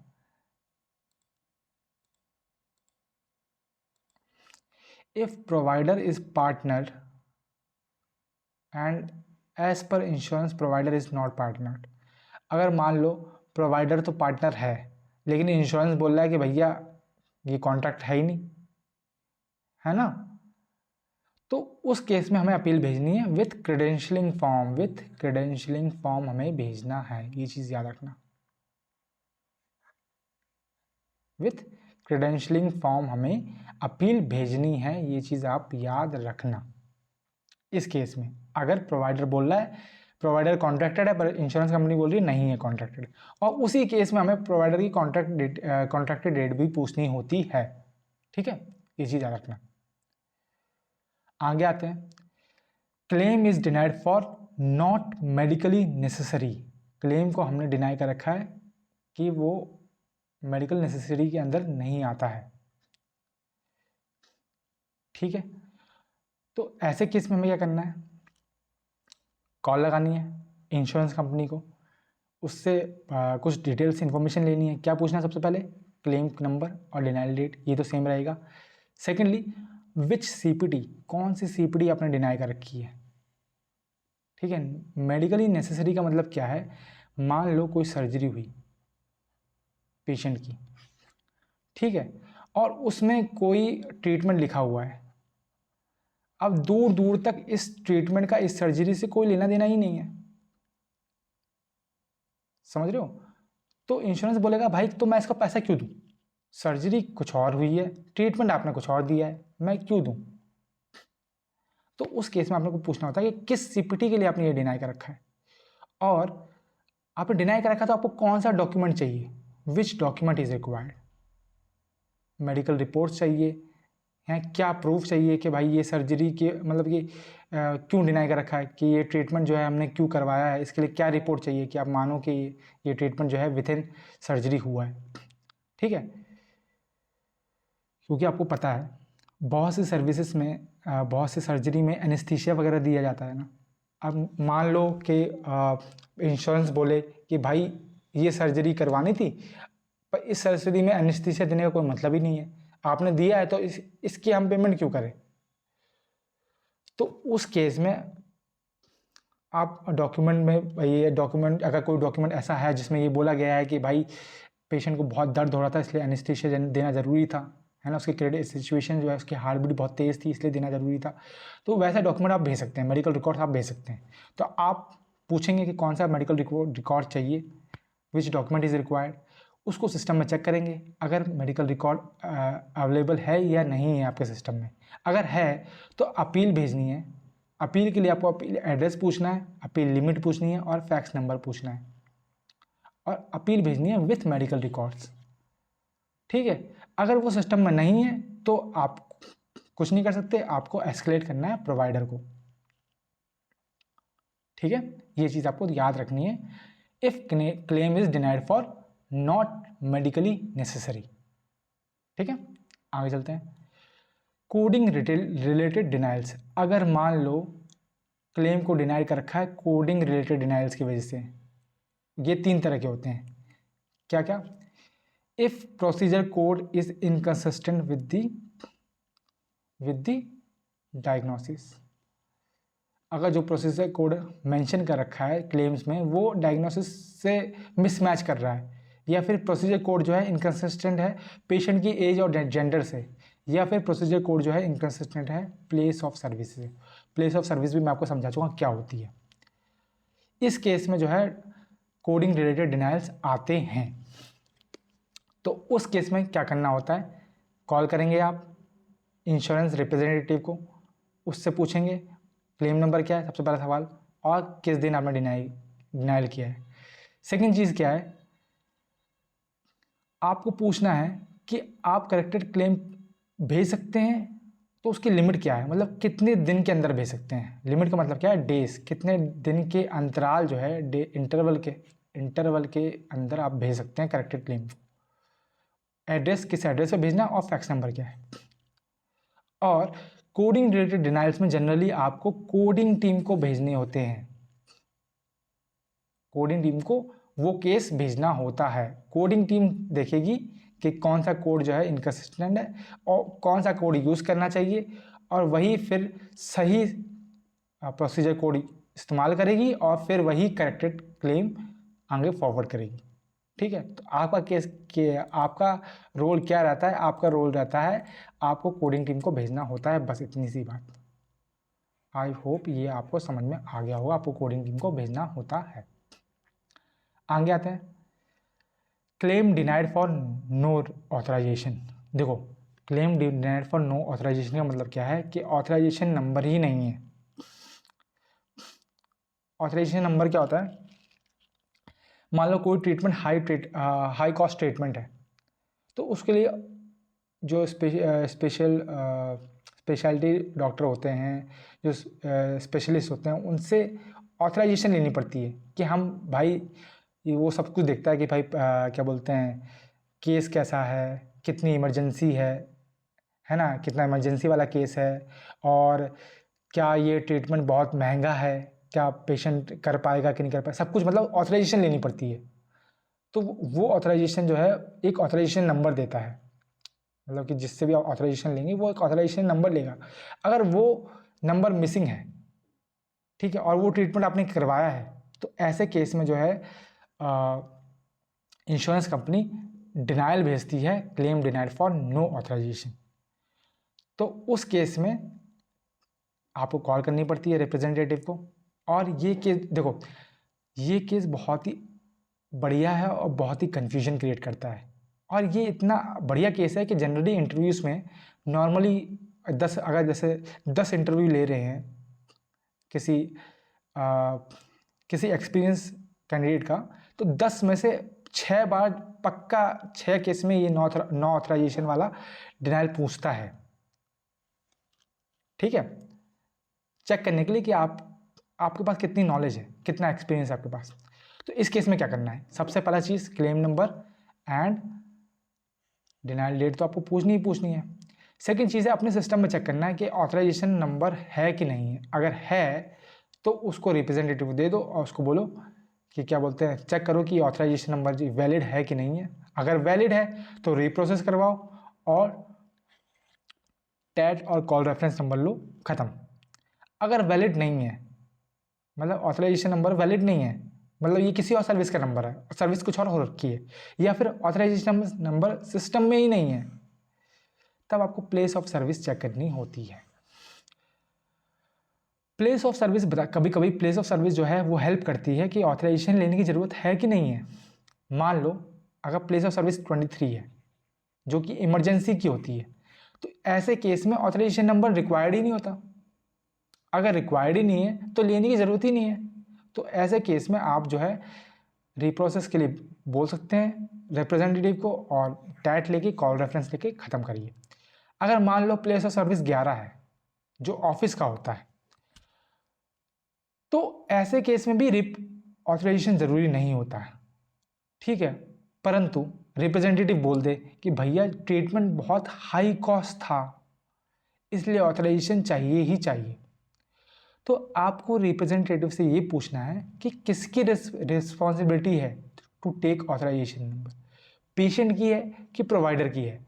अगर पेशेंट की है तो सिंपल सी बात है, तो उसमें हमारा रोल कुछ नहीं है, हमें बिल पेशेंट करना है या सेकेंडरी को करना है बिल।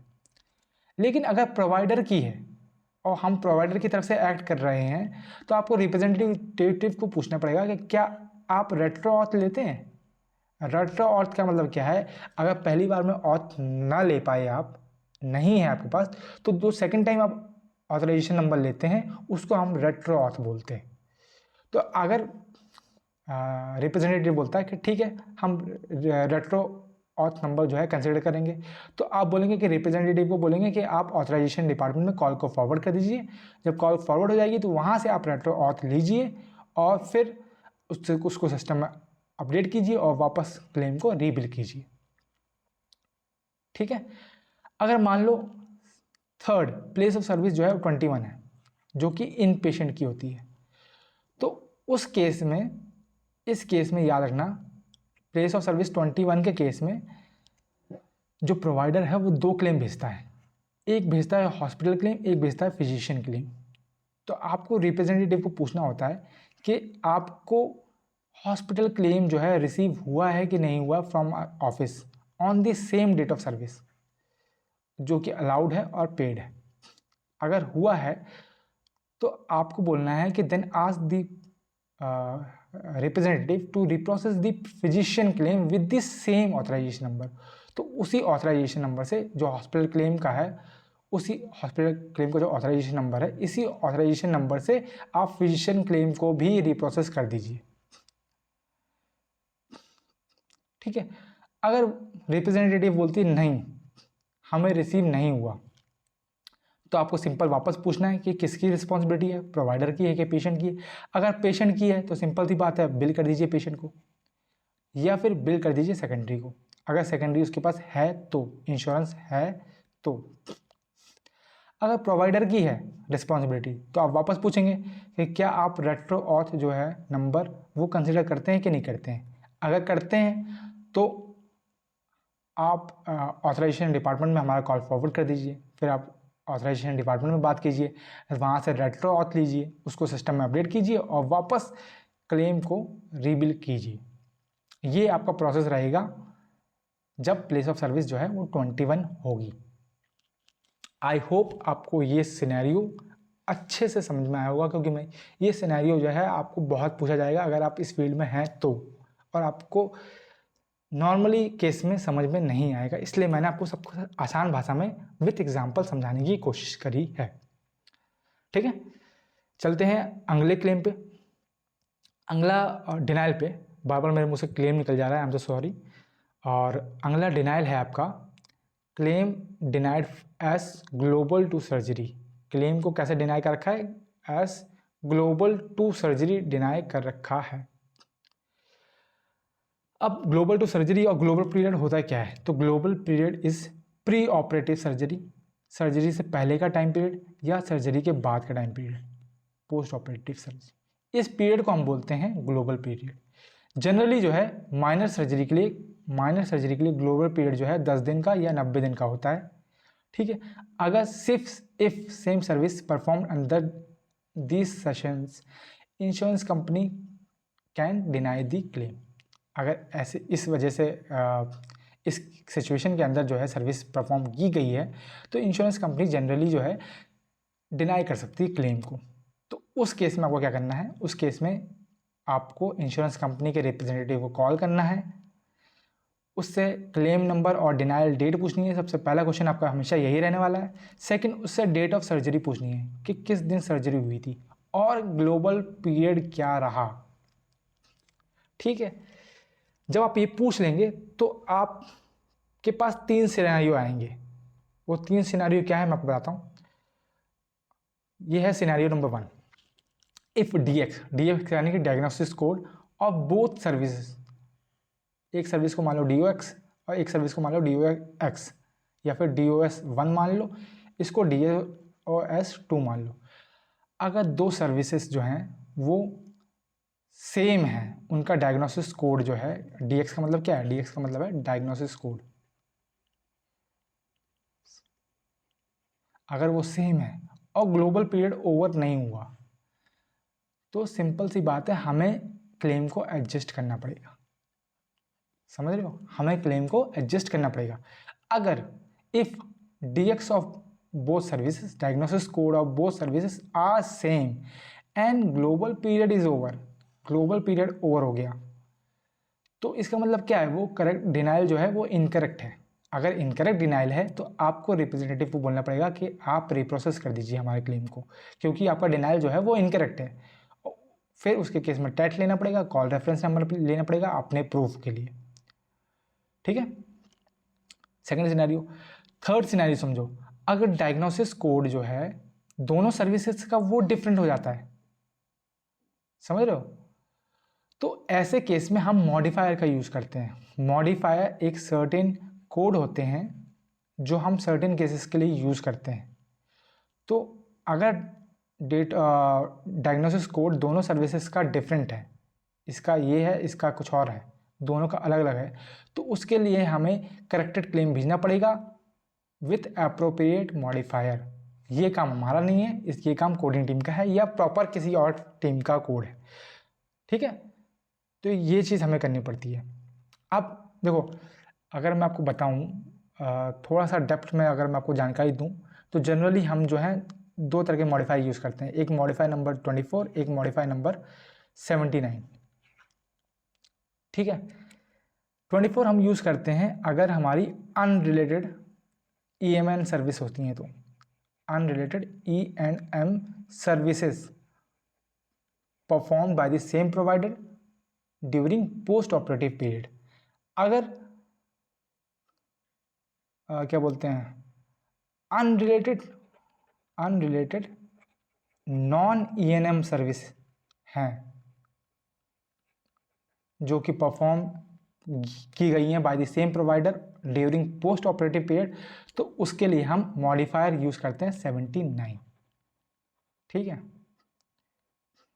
अब ये ENM सर्विस क्या होती है ये मैं आपको आगे बताऊंगा, क्योंकि इसका भी एक सिनेरियो आएगा। चलते हैं आगे, यहाँ लिखना चाहिए था वैसे, कोई बात नहीं। Claim denied as duplicate, claim को डिनाई कर दिया क्योंकि उनके पास ऑलरेडी एक डुप्लीकेट है।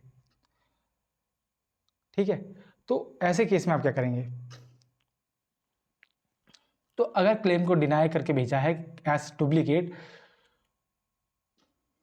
तो आपको कॉल लगानी है, इंश्योरेंस कंपनी से बात करनी है, उनके रिप्रेजेंटेटिव से बात करनी है और कुछ पूछना है। पहली चीज़ क्लेम नंबर और डिनाइल डेट, ये मैं आपको बता चुका हूँ। सेकंड, ओरिजिनल क्लेम स्टेटस, जो ओरिजिनल क्लेम है उसका स्टेटस क्या है भाई, क्या वो पेड है, क्या वो अनपेड है, क्या वो पेड है और क्या वो अनपेड है।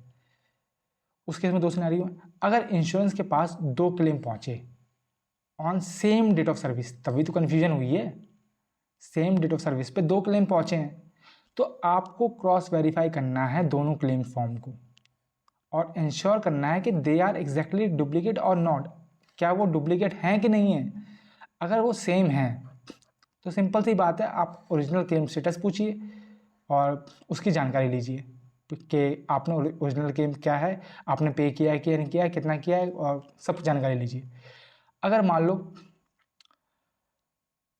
डुप्लीकेट सर्विस हैं, ठीक है, मतलब क्लेम जो है वो डुप्लीकेट है, ठीक है, और मतलब डुप्लीकेट सर्विस प्रोवाइड की गई हैं, तो आपको कोडिंग टीम को भेजना पड़ेगा।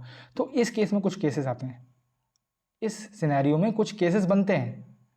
वो केसेस क्या हैं, चलो मैं आगे आपको बताता हूँ। 5 केसेस मैं आपको जनरली बता देता हूँ। हाँ, 1, 2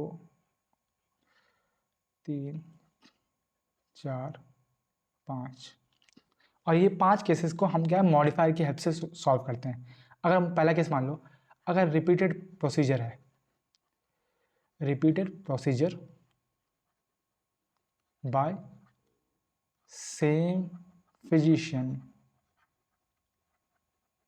on same day. Second, repeated procedure by different physician on same day. Third, radiology services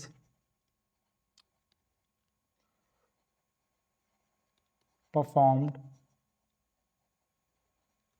on bilateral part of body. Fourth, surgery performed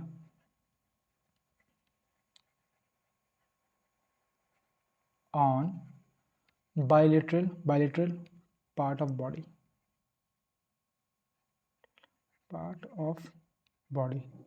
Fifth, multiple procedure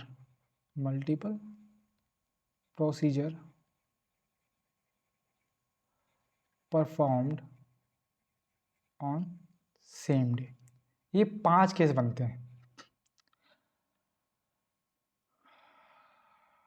ठीक। पहला केस, अगर 2 सर्विसेज सेम प्रोसीजर परफॉर्म हुआ है same physician के द्वारा, same day पे, तो अगर ये एरर है तो इस केस में हम मॉडिफायर यूज करते हैं 76 को। करेक्टेड क्लेम भी हम भेजेंगे विथ पेंडिंग मॉडिफायर 76। अगर रिपीटेड प्रोसीजर है बट फिजिशियन डिफरेंट है, डिफरेंट फिजिशियन है, सेम डे पे हुआ है कोई बात नहीं, लेकिन डिफरेंट फिजिशियन है, तो हम मॉडिफायर यूज करते हैं 77 का। अगर रेडियोलॉजी परफॉर्म की गई है on bilateral part of body, bilateral part क्या होता है, जैसे कि हाथ, 2 हाथ हैं आपके, 2 कान है ना, 2 टांगे हैं, ये बायलेटरल पास हैं, तो आप मॉडिफायर यूज़ करेंगे RT और LT का। अगर लेफ्ट हैंड है तो RT, लेफ्ट हैंड है तो LT, राइट हैंड है तो RT, लेफ्ट कान है तो LT, राइट कान है तो RT। समझ रहे आप। अगर सर्जरी परफॉर्म हुई है बायलेटरल पार्ट पे, तो उसके लिए हम मॉडिफायर यूज़ करते हैं 50 का। और अगर मल्टीपल प्रोसीजर हुए हैं एक ही दिन पे, मल्टीपल सर्विसेज दी गई हैं एक दिन पे, तो उसके लिए हम यूज़ करते हैं मॉडिफायर 51 का। जब हम करेक्टेड क्लेम भेजते हैं तो उसके साथ ये मॉडिफायर अपेंड करके भेजते हैं, जिससे इंश्योरेंस को जानकारी मिल जाती है कि एक्चुअल में हुआ क्या है, क्या सर्विसेज दी गई हैं, ठीक है, और फिर वो अकॉर्डिंगली क्लेम को पे करती है। आई होप आपको इतना समझ में आ गया होगा, ठीक है। मूव करते हैं नेक्स्ट डिनाइल पे, जो कि है claim denial as bundle. Denial as bundle या फिर इंक्लूसिव, कुछ भी बोल सकता है, ये 2 शब्दों में से कोई भी शब्द दे सकता है, क्लेम डिनाइड एज बंडल या claim denied as inclusive. Bundle का मतलब क्या होता है, बंडल मतलब क्या है, जैसे कि गुच्छा, मान लो सब 4 सर्विसेज आपने परफॉर्म की, चारों का पैसा जो है इकट्ठा भेज दिया, तो आपको पता ही चल रहा है कि भैया कि मतलब कि पहली सर्विसेज का पैसा था वो कहाँ गया, दूसरी सर्विस का कहाँ है, तीसरी का कहाँ है, चौथे का कहाँ है, सबको उसने इकट्ठा भेज दिया। तो ऐसे केस में क्लेम जो है वो बंडल के तौर पे डिनाई हो जाता है। तो आपको क्या करना है, सबसे पहला सवाल, इंश्योरेंस को कंपनी को फ़ोन करके claim number and denial date, ठीक है, पूछना है कि कौन सा CPT बंडल किया है, कौन सा CPT डिनाई किया है एज इंक्लूसिव ऑफ बंडल, ठीक है।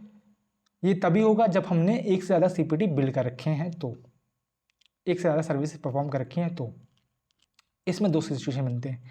अब समझो, ये EMM की जिसकी हम बात करें, इसका मतलब होता है evaluation and management services, evaluation and management services, ठीक है। अभी इवैल्यूएशन एंड मैनेजमेंट सर्विसेज क्या होती हैं, ये वो सर्विसेज होती हैं जिसमें जो डॉक्टर्स हैं है ना, वो जो है मतलब थोड़ा डिस्कशन करते हैं, ठीक है, इवैल्यूएट करते हैं कि पेशेंट की सिचुएशन क्या है, हमें कौन सा स्टेप फॉलो करना चाहिए, किस तरह में फॉलो करना चाहिए, उसको हम बोलते हैं ENM सर्विसेज। तो अगर पहला सिनेरियो है, अगर नॉन ENM सर्विस हैं वो पेड हैं और ENM सर्विस जो है वो डिनाइड है, तो उस केस में हमें एक करेक्टेड क्लेम भेजना होता है विथ 25 मॉडिफायर को अपेंड करने के लिए, और अपना जो CC सॉफ्टवेयर है ना, कंपनी का जो सॉफ्टवेयर है उसको चेक करना होता है कि ये मॉडिफायर अलाउड है या नहीं है। नॉर्मली मैंने आपको बताया है कि आपको नहीं भेजना होता है, लेकिन मैंने आपको बता दिया कि जनरली बता दिया कि आप इस केस में जनरली जो है 25 मॉडिफायर का यूज़ करते हैं। वहीं अगर अपोजिट हो, नॉन ENM डिनाइड हो और ENM पेड हो, ENM सर्विस जो है वो पेड है लेकिन नॉन वाली जो है वो डिनाइड है, तो उस केस में करेक्टेड क्लेम भेजना होता है 59 मॉडिफायर का यूज़ करके, ठीक है। सेम चीज़ अपने आप सॉफ्टवेयर में, कंपनी के सॉफ्टवेयर में चेक करेंगे कि क्या ये मॉडिफायर अलाउड है या नहीं है, ठीक है। और अगर मतलब कि आपका जो क्लाइंट है जो आपको सिखाते हैं ट्रेनिंग के दौरान, अगर वहाँ बोलते हैं कि आप खुद से मॉडिफायर ऐड कर सकते हैं तो आपको करना है, नहीं तो जनरली जो है आप कोडिंग टीम को ऐसे केस जो है रेफ़र कर देते हैं और फिर वही आगे मॉडिफायर को ऐड करके करेक्टेड क्लेम भेजती है, ठीक है। तो ये हमारा सिनेरियो था if claim denied as bundle, ठीक है। तो यहीं पे हमारे सारे डिनाइल्स ख़त्म होते हैं, जितने भी मैंने कवर किए हैं ये सारे इंपॉर्टेंट हैं, ये सब पूछे जाते हैं, ये सब पे ऊपर आपको काम करना होता है, ठीक है। तो आई होप मैंने हर एक क्लेम को, हर एक डिनाइल को इजी भाषा में हर चीज़ को कवर करते हुए हर सॉल्यूशन के साथ मैंने आपको समझाया है एंड आपको समझ में आया होगा। अगर आपको लगता है कि कोई डिनाइल मैंने मिस कर दिया हो तो वो आप मुझे कमेंट सेक्शन में बता सकते हैं। साथ साथ आप मुझे ये भी बता सकते हैं कि कौन सा जो डिनाइल है आपको समझ में नहीं आया, तो मैं फर्दर एक वीडियो लेके आ जाऊँगा आपकी सारी प्रॉब्लम को सॉल्व करते हुए, ठीक है। तो यहीं पे हमारा आज का सेशन, आज का लेक्चर ख़त्म होता है। आशा करता हूँ ये आपको बहुत हेल्पफुल लगा होगा, बहुत फ्रूटफुल रहा होगा, ठीक है। तो मिलते हैं अगले वीडियोस पे, तब तक के लिए राधे राधे सभी को।